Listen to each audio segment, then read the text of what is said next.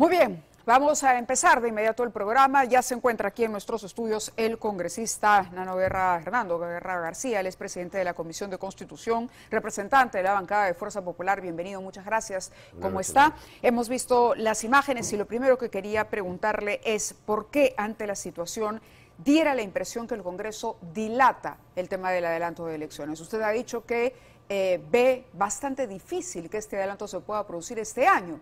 Pero si hay voluntad política, algunos expertos sostienen que se podría hacer un cronograma ajustado que permita de alguna manera ofrecer algún tipo de salida, ¿no?, a este desborde popular que estamos registrando los últimos días. Bueno, yo primero diría que no es un desborde popular, ¿no?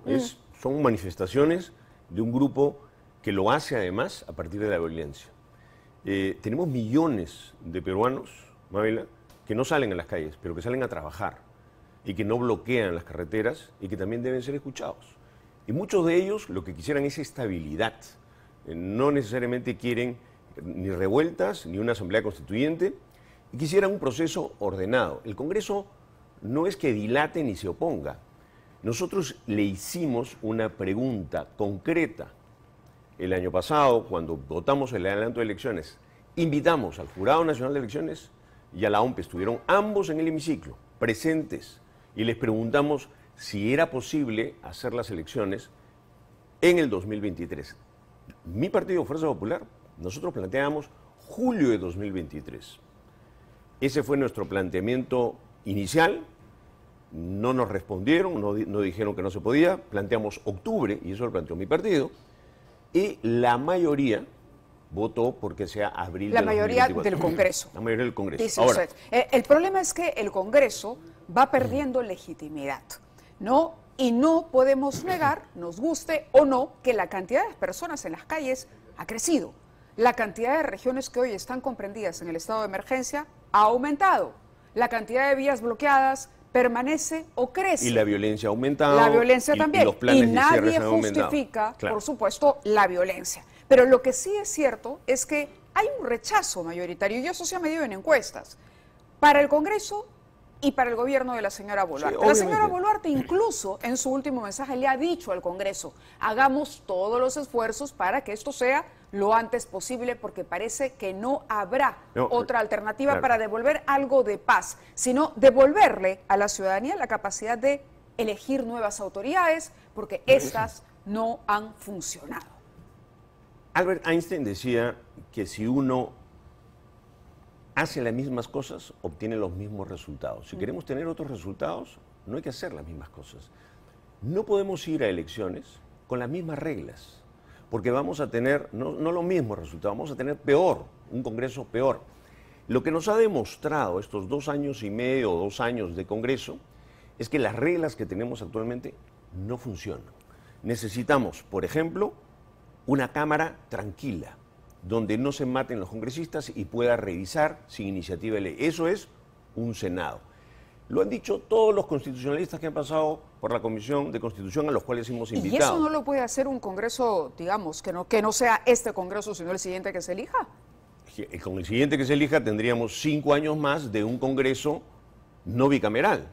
Entonces, las reformas se tienen que hacer antes, porque tendríamos que elegir senadores y diputados. Si vamos a elegir congresistas... ¿Y cuánto tiempo le puede tomar al Congreso hacer esas reformas? Por ejemplo, el tema de la bicameralidad. Estas siguientes 2 o 3 semanas, que queremos entrar en eso. Yo estoy de acuerdo. Lo que no se puede hacer es todas las reformas. Le digo, Fernando, tú estabas por la mañana, decía que hay que elegir. No se puede hacer todo en una circunstancia como esta. No podemos negar que hay un descontento también, no podemos negarlo.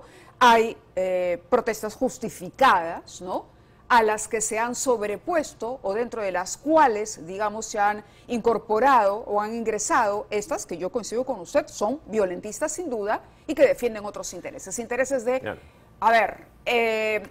grupos económicos que están al margen de la ley. ¿Correcto? En eso estamos de acuerdo. Pero el punto en cuestión es que si la propia Dina Boluarte le está pidiendo al Congreso, por favor, pisemos el acelerador. Nadie ha dicho que eso no se va a hacer, y yo estoy de acuerdo con que se haga y con que esto se acelere. Ojo, ojo. Y lo primero que hay que hacer es adelantar la votación segunda que debe haber, porque lo que sucede es que tiene que haber 2 votaciones en 2 legislaturas. Para la reforma. Para no solamente para la reforma, sino para el adelanto de elecciones. Entonces ya votamos una, y lo que hay que hacer es que esta legislatura que empezaba en marzo, hay que correrla hacia febrero para votarla inmediatamente y lograr que existan estas elecciones el 2024. Eso es el 15, ¿correcto? Debería ser el 15, el 15. Ojalá. Pero ayer nos ojalá los congresistas lo aprueben. ¿Se tiene que esperar un mes? ¿No pudo ser el primero, digamos? Si se hace el primero, no tenemos reformas constitucionales, no tenemos bicameralidad.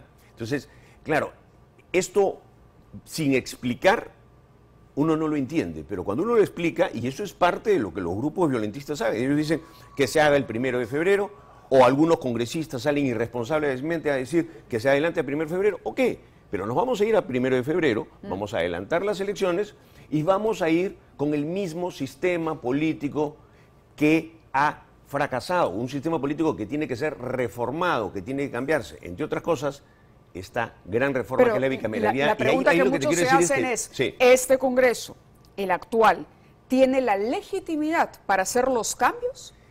¿Tiene la urgencia de hacerlo? ¿Tiene el deber de hacerlo?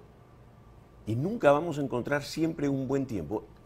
Suspender, por ejemplo, Fernando, la semana de representación no pudo ser una alternativa, teniendo en cuenta que muchos de los congresistas de regiones, por ejemplo, no van a viajar. Opino lo mismo. Yo también. ¿Sí? Yo estaba porque no se suspenda la semana de representación. Porque se suspenda y que sigamos teniendo sesiones de Constitución. Yo no puedo tener una sesión más de Constitución. Eso lo pidieron algunos congresistas, lo pidieron en Junta de Portavoces, muchos de los cuales eran los de izquierda, que decían queremos tener la semana de representación. Para mí, me parece que no debió hacerse así. Pero quería referirme, hemos tenido en la Comisión de Constitución constitucionalistas, expertos, organizaciones civiles, transparencia, el Acuerdo Nacional, la Cámara de Comercio, el Movimiento de Integridad, todos coinciden en que lo mínimo que debería hacerse es tener bicameralidad, consenso único. ¿Okay? Y la principal reforma debería ser esa. Y preguntado por ello, Fernando Tuesta, quien tú has citado, dijo, nunca vamos a encontrar el mejor tiempo, hay que hacerlo. Porque nuestro país no puede volver a estar en la misma situación. Vamos a volver, vamos a tener un Congreso nuevamente inexperto, nuevamente con mucha pelea. Yo calculo además que las elecciones que se vienen van a ser mucho más polarizadas. Necesitamos, Mávila, una Cámara que reflexione, como es el Senado. Somos de los pocos países en el mundo que tenemos una sola Entendiendo, Cámara. Hernando, entendiendo esa posición y la urgencia, en efecto, de una reforma de esa naturaleza. De acuerdo, además, a lo que han dicho especialistas en el tema, ¿no? Especialistas en el sistema político y el sistema electoral. Se encontrará consenso porque, fíjese lo que ha ocurrido con la eliminación de la cuestión de confianza. Las bancadas de izquierda han dicho que no y no se ha podido conseguir los votos que se requiere para aprobar en 2 legislaturas una reforma constitucional. Entonces, ¿se podrá aprobar o conseguir la bicameralidad teniendo en cuenta esta actitud de las bancadas contrarias? Es difícil. Yo soy de los que no me rindo. Cuando propusimos que las elecciones sean 1 de julio y luego octubre de 2023, eso fue propuesta de nuestra bancada y de Fuerza Popular, se dijo, no, hagámoslas después para poder hacer las reformas. ¿Quién dijo eso? Todas las bancadas. Y hoy vemos que las bancadas de izquierda se oponen a esta primera reforma. ¿Y por qué creen que se oponen? Porque el caos es el medio en el que viven y agudizar las contradicciones es casi un lema para la izquierda. Mientras más agudizadas estén las contradicciones, mientras más caos social, mejor les va a ir a ellos para ir imponiendo su plan de ir hacia una asamblea constituyente al estilo Bolivia o al estilo Chile. Ojalá que los partidos puedan aprobar las otras reformas. Yo lo veo difícil, pero hay que hacerlo. Y ojalá que también los partidos ratifiquen que las elecciones deban adelantarse, porque falta una segunda votación. Claro, pero fíjese que usted me acaba de decir que aquí las bancadas de izquierda están, de alguna manera, interpreto yo sus palabras, no las pongo en su boca, pero saboteando la posibilidad de reformas porque les conviene políticamente. Eso es lo que más o menos nos ha dicho. Por supuesto. Por lo mismo, este Congreso, en medio de la coyuntura en la que se encuentra, con esa posición que usted ha dicho, que es una posición que lo que quiere es más bien buscar el caos, ¿está en condiciones de emprender reformas? O más bien lo que debería ser muy ejecutivo y empezar a acelerar los plazos e ir y vamos a medirnos en las urnas. Si yo quisiera hacer lo que nos conviene políticamente, diría, vamos a las urnas, no hagamos nada. Porque insistir y buscar estas reformas no es popular. Pero uno, repito, tiene que hacer lo que considera correcto para su país. No, entiendo que usted tenga buena voluntad y entiendo que haya reformas que haya que hacer. No necesariamente, lo que nos preocupa es que esto ya tenga también un futuro negado, es decir, que no se vaya a poder aprobar porque de antemano se sabe lo que va a ocurrir cuando se sometan estas reformas a votación.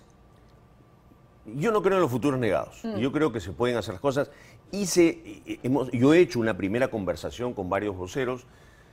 Me ha sorprendido su posición y yo calculo que también es pues, ponerse frente a las protestas. Yo recuerdo que usted ha declarado además sobre el tema de cuestión de confianza que había conversado con otros voceros y que todo apuntaba a que se aprobaría la reforma, sin embargo no ocurrió.